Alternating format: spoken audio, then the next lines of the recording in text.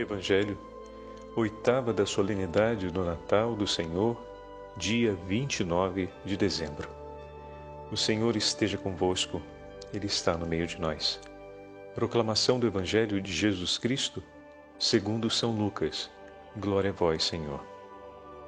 Quando se completaram os dias para a purificação da mãe e do filho, conforme a lei de Moisés, Maria e José levaram Jesus a Jerusalém, a fim de apresentá-lo ao Senhor, conforme está escrito na lei do Senhor.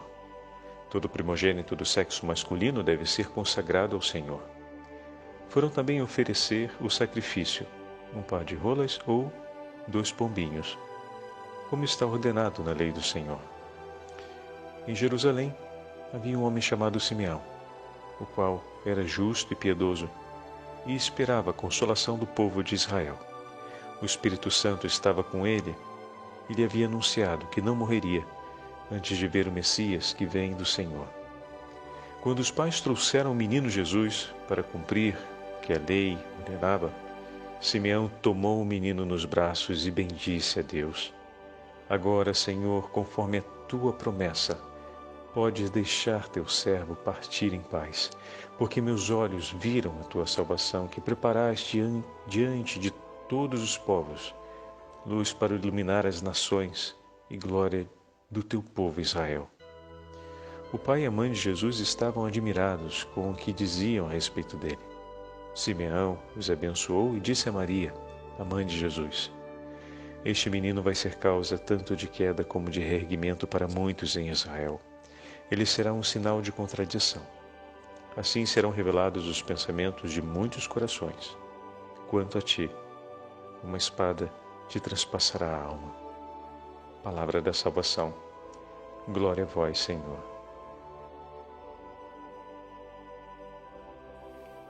Oitava da solenidade do Natal do Senhor, hoje, dia 29 de dezembro, em nome do Pai, do Filho e do Espírito Santo. Amém.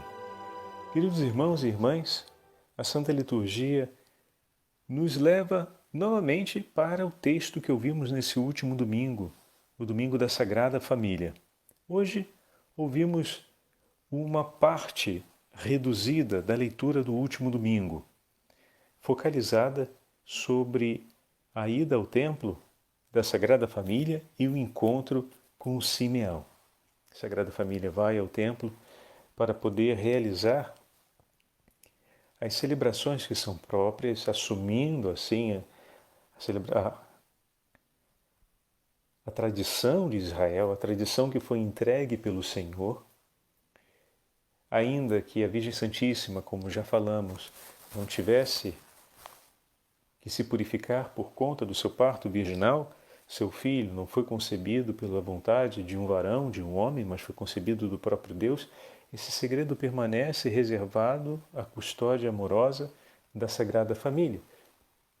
E ele se apresenta no templo cumprindo tudo aquilo que prevê a lei de Israel e dessa forma abraçando aquilo que o Senhor abençoou em Moisés, em Abraão, quando entregou essas leis para a santificação do seu povo, para que o seu povo pudesse perseverar na aliança com ele.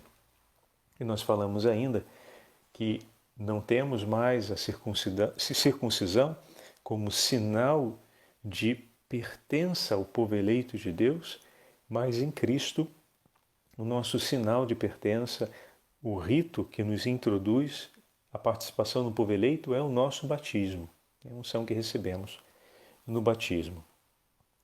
Então, como família pobre se apresentam, fazem a oferta das 2 pombinhas, conforme dizia a lei, para o sacrifício do Senhor, e ali, naquele momento, quem poderia imaginar? Justo naquele momento em que a Sagrada Família chega ao templo, havia, diz o versículo 25, em Jerusalém um homem chamado Simeão, um ancião, homem justo e piedoso. E aqui, mais uma vez, vemos Lucas marcando esses 2 valores, essas 2 virtudes, melhor dizendo, que são importantíssimas, meus irmãos e minhas irmãs, na vida de cada um de nós. Eis aqui o primeiro testemunho de Simeão para a gente. Qual é a característica que marca a experiência de Simeão no dia de hoje no templo? Fato, como vai completar Lucas, dizendo que o Espírito Santo estava sobre ele e o conduziu ao templo naquele dia e, de certa forma, fora-lhe revelado pelo Espírito Santo que não veria a morte antes de ver Cristo Senhor. E movido pelo Espírito Santo, ele veio ao templo. E quando os pais trouxeram o menino Jesus para cumprir os preceitos da lei a seu respeito. O homem e a mulher que querem, e isso você fala, eu quero, eu também digo, eu quero. Nós queremos ser conduzidos, homens e mulheres conduzidos pelo Espírito Santo. Eu quero ser um homem conduzido sempre pelo Espírito Santo.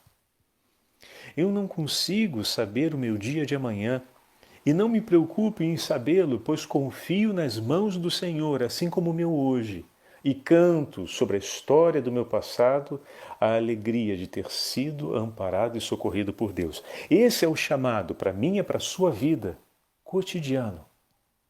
O nosso amanhã pertence ao Senhor. E como ensina a Teresa do Menino Jesus, temos o hoje que o Senhor nos deu para realizarmos a vontade dele no exercício da nossa liberdade sob a ação do Espírito Santo. Simeão, para nós, nesse momento, traz um testemunho evidente de homem guiado pelo Espírito Santo. O Espírito Santo de Deus, que havia suscitado no seu coração uma promessa. Então, nesse momento, Simeão também representa simbolicamente todo o povo de Israel. É conduzido ao templo inspirado pelo Espírito Santo, o mesmo Espírito que inspirou os profetas a, em nome de Deus, falar ao povo a respeito da esperança futura. Esse mesmo Espírito profetizou, ou seja, declarou uma esperança ao coração de Simeão. E agora Simeão, como símbolo do povo de Israel, é conduzido por esse mesmo Espírito, assim como o Espírito suscitou a voz aos profetas para declarar uma esperança em favor do povo. Esse mesmo Espírito conduz o povo eleito de Deus ao longo da história e conduz a vida de Simeão ao longo da sua história privada. Então, o macrocosmos, o povo, o microcosmos, Simeão. Sobre a pessoa de Simeão se realiza em paralelo àquilo que Deus realiza no seu povo. E esse homem, conduzido pelo Espírito Santo, vai ao templo. Assim como o povo de Deus era conduzido ao templo para oferecer o sacrifício de reconciliação, ele vai conduzido pelo Espírito Santo ao templo. E ali ele vê a promessa de Deus acontecer. Agora, eis aqui o ponto-chave. Simeão deixa-se conduzir pelo Espírito. Quais são as condições para que o meu coração possa ser conduzido pelo Espírito Santo? Deixar-me ser conduzido pelo Espírito Santo. O que precisa acontecer para que o meu coração, com liberdade, se deixe ser conduzido pelo Espírito Santo? Eis aqui Lucas pontualiza para nós as duas virtudes que são próprias do coração do homem que se deixa conduzir pelo Espírito Santo. Porque na história do povo de Israel, a vontade declarada de Deus de conduzir o seu povo e de realizar a salvação e a libertação do seu povo é explícita. Deus quer e declara isso, suscita o coração dos profetas, se faz palavra, profecia e se faz na história acontecimento da mão prodigiosa que conduz, protege, ama, realiza misericórdia em relação ao seu povo e o conduz aos acontecimentos que por ele próprio foi declarado. E desse povo se espera a justiça e a piedade, duas condições para que se viva a fidelidade à aliança. Hoje é o dia para pedirmos isso ao Senhor. Dai-nos, Senhor, um coração justo e piedoso. um coração que se deixe conduzir pelo Teu Santo Espírito. Estamos caminhando, meus irmãos, para a conclusão desse ano e estamos fazendo também a nossa retrospectiva do ano. E olha que coisa pitoresca acontece. É exatamente nesse itinerário final do ano que nós temos um dos principais momentos do nosso reencontro em família, para a celebração do Natal. E vocês repararam como é que o Senhor tem conduzido conosco as meditações desses últimos dias, tão voltada ao acontecimento de Deus na nossa casa, na nossa família. A santificação dos nossos lares, a santificação dos nossos relacionamentos. Como o Senhor tem intensamente nos levado a fazer uma grande revisão da qualidade amorosa com a qual vivemos em família, ou seja, uma revisão sobre o exercício da caridade praticado entre nós, sobre a forma como nos amamos em família. Mas, ao mesmo tempo, não só como nos amamos, porque a forma como nos amamos depende da dignidade que reconhecemos no nosso irmão e na nossa irmã. Depende da forma realística e humilde que olhamos para a nossa própria condição humana e da forma como nos colocamos para ouvir Deus que fala conosco a respeito do seu amor por nós e a partir dessa fala do Senhor aprendemos. O Senhor que fala e ao mesmo tempo acontece, então Ele fala conosco de misericórdia, mas Ele também age com misericórdia por nós. E daqui recolhemos o testemunho que nos sustenta na hora de olharmos para o nosso irmão, na hora de reconhecermos a natureza humana dos nossos irmãos e na forma como renovamos o nosso ato de amor por eles. Que maravilha o Senhor ter feito por nós na hora de olharmos na retrospectiva do nosso ano de 2020. Estamos ouvindo por todos os lados retrospectivas, até certo ponto bem-humoradas, a respeito desse ano que foi atípico em tantos sentidos. Esse ano só não foi atípico em uma coisa. Como em todos os outros anos, o Senhor se empenhou arduamente para fazer o teu coração mais santo e a sua família mais santa. E isso foi perene. Aconteceram reviravoltas mirabolantes esse ano.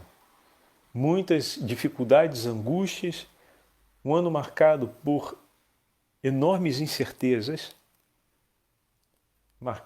banhado por tanto sofrimento, impregnado de tantas dores, que em alguns momentos tivemos, talvez até pela nossa fraqueza, a impressão de que talvez estivesse tudo errado e que as promessas do Senhor não fossem se cumprir em relação ao bem que Ele se dispôs e se dispõe a realizar pela salvação da minha e da sua alma e pela salvação da nossa família. Mas em meio a tudo aquilo que se passou esse ano, de muitos modos e maneiras, o Senhor confirmou que cumpre sua promessa. Imagina a vida do velho Simeão, marcada também por inúmeros altos e baixos. Ser um ancião naquela época não era coisa simples. Aliás, não é simples ser um ancião em nenhum momento, em nenhuma época. Mas naquele momento, por conta da limitação dos recursos, a idade avançada tem um peso ainda maior.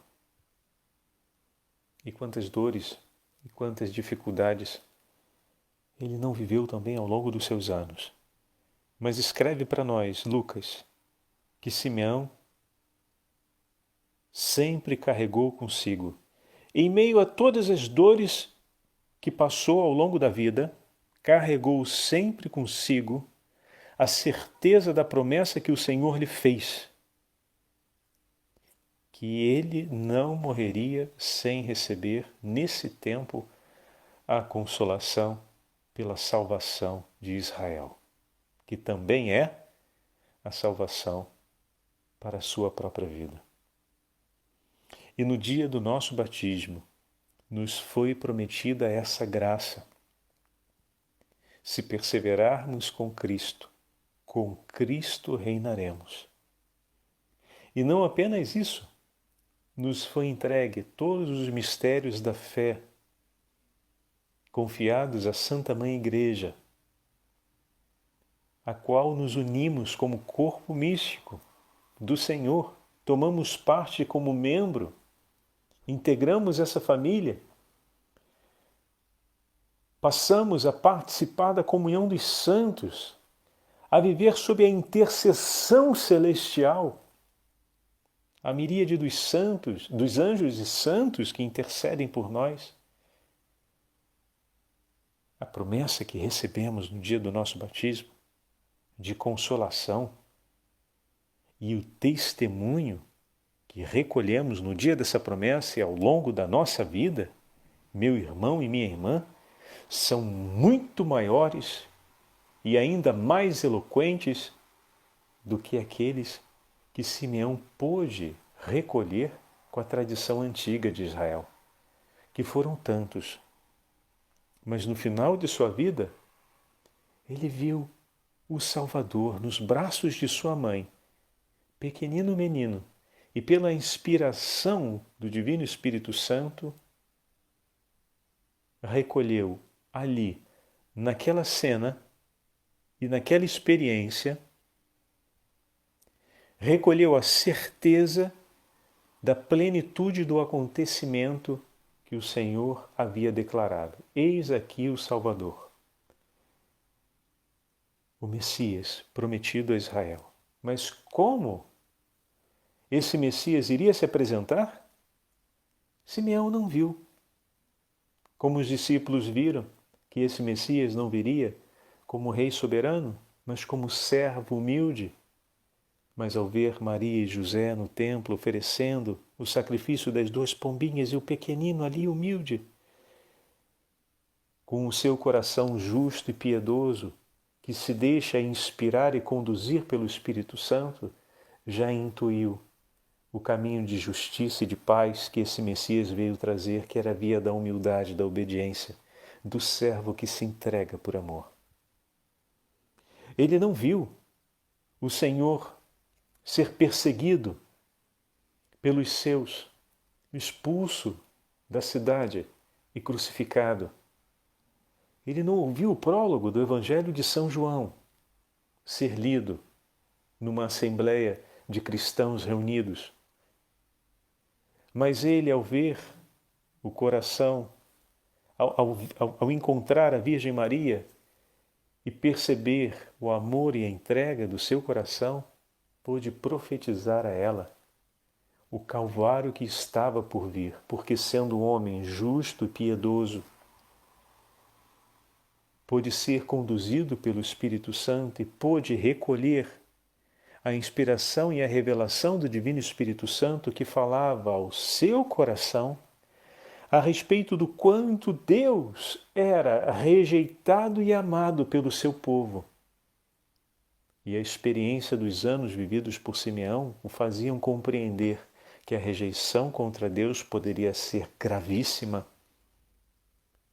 mas que o amor de Deus seria maior do que tudo e não se deixaria abater e permaneceria amando até mesmo aqueles que o rejeitaram. Pois o Senhor veio e realiza justiça sobre bons e maus. Faz o sol nascer e se pôr, a chuva cair e abençoar o solo para os bons e os maus. Porque amando a todo o gênero humano, enviou o seu Filho para salvar a todos. Belíssimo! Um coração justo e piedoso é capaz de recolher essas inspirações. Veja, ali naquele momento não está sendo falado no ouvido de Simeão todas essas coisas. Essas coisas estão se compondo de maneira clara no seu coração como revelação de Deus, mas o seu coração, ao longo de longos anos de vida, foi colocando à prova todas essas verdades reveladas por Deus. Sendo um homem justo e piedoso, conhecia as profecias de Isaías. Sabia o que aconteceu com Jeremias, como foi a vida do profeta Ezequiel, ouvia Miqueias, acompanhou as leituras do livro de Sofonias e de todos os demais profetas e aquilo que se passou e foi anunciado. De modo que o seu coração, naquele momento, após viver uma vida de justiça e de piedade, compunha agora o grande mosaico da compreensão do acontecimento do plano de Deus. Ele não vê o que está por vir, mas o Espírito lhe dá a conhecer aquilo que está por vir, porque o conduziu ao longo de uma vida de justiça e de piedade. É importante termos isso vivo diante de nós, porque assim se revela a sabedoria que vem dos céus. Não é... Deus tem o poder de fazer o coração do homem sábio de maneira imediata.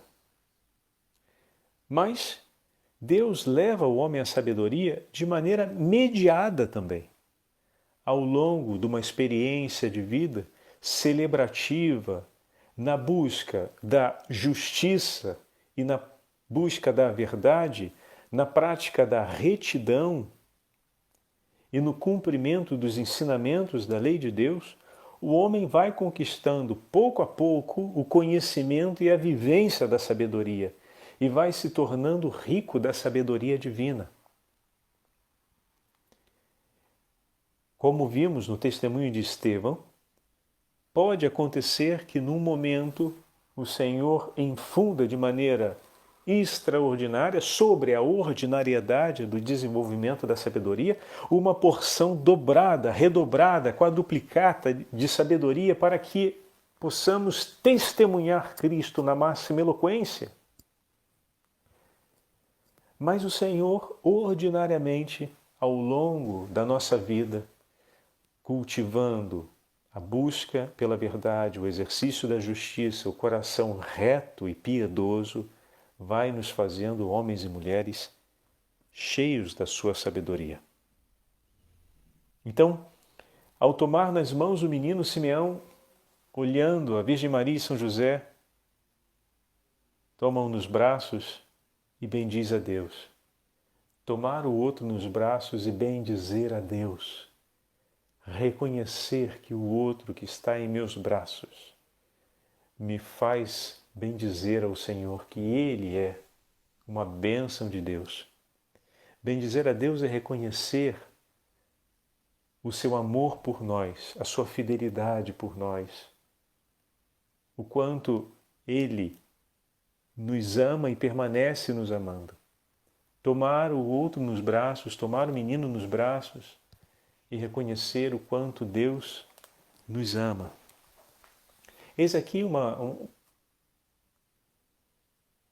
imagem bonita para termos presente.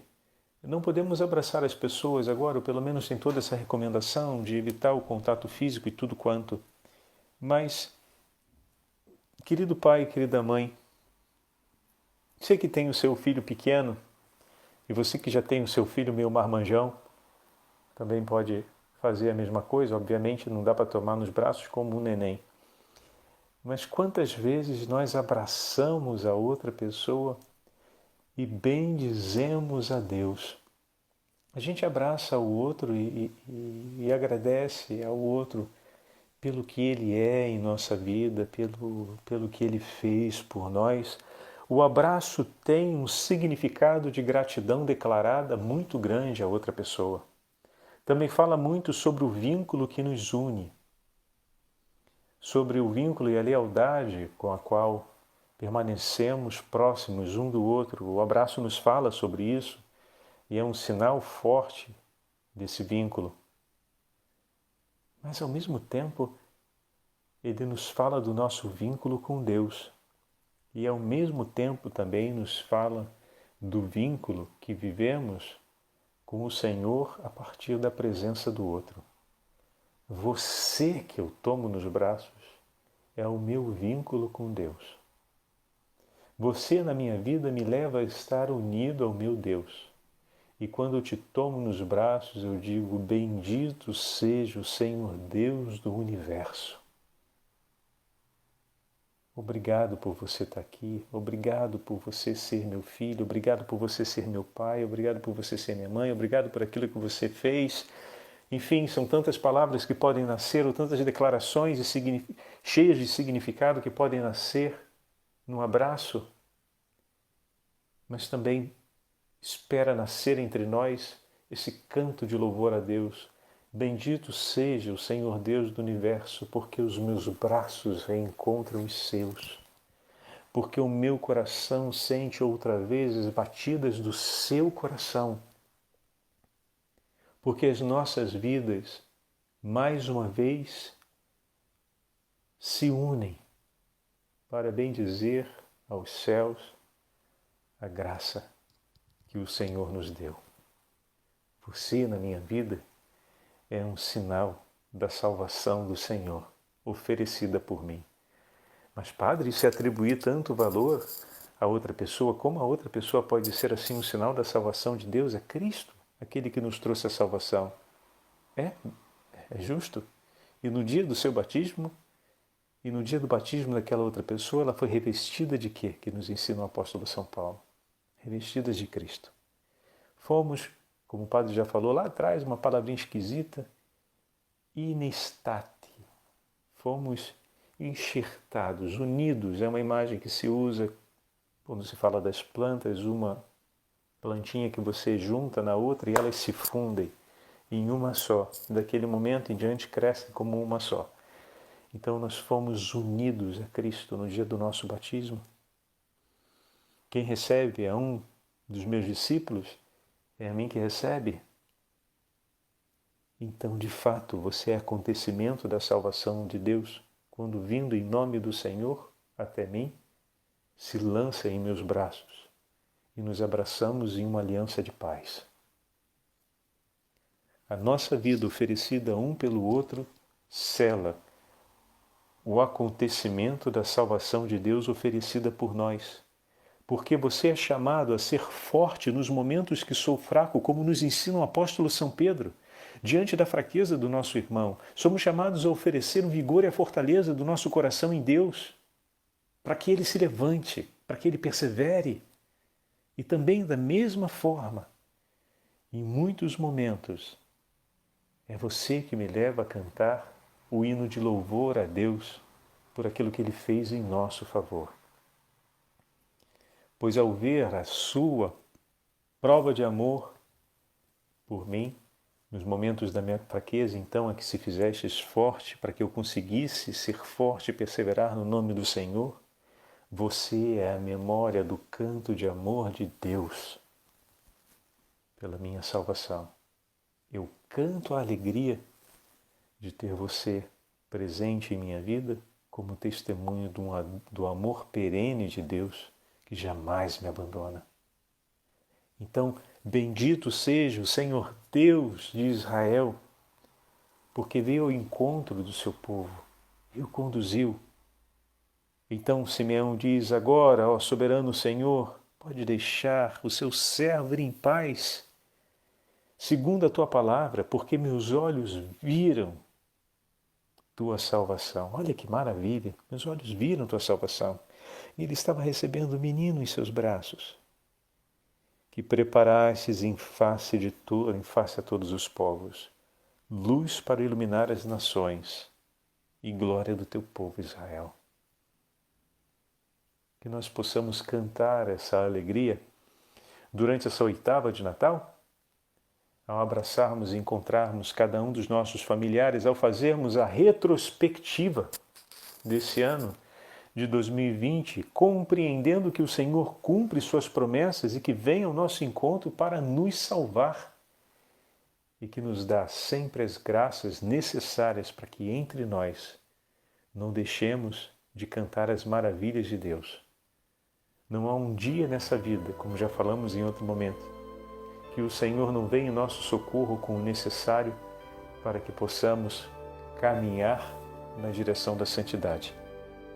Que o bom Deus nos abençoe, que a preparação da conclusão desse ano, que agora estamos fazendo ao longo dos próximos dias, edifique em nós um canto de gratidão e de louvor a Deus, como Simeão pôde cantar.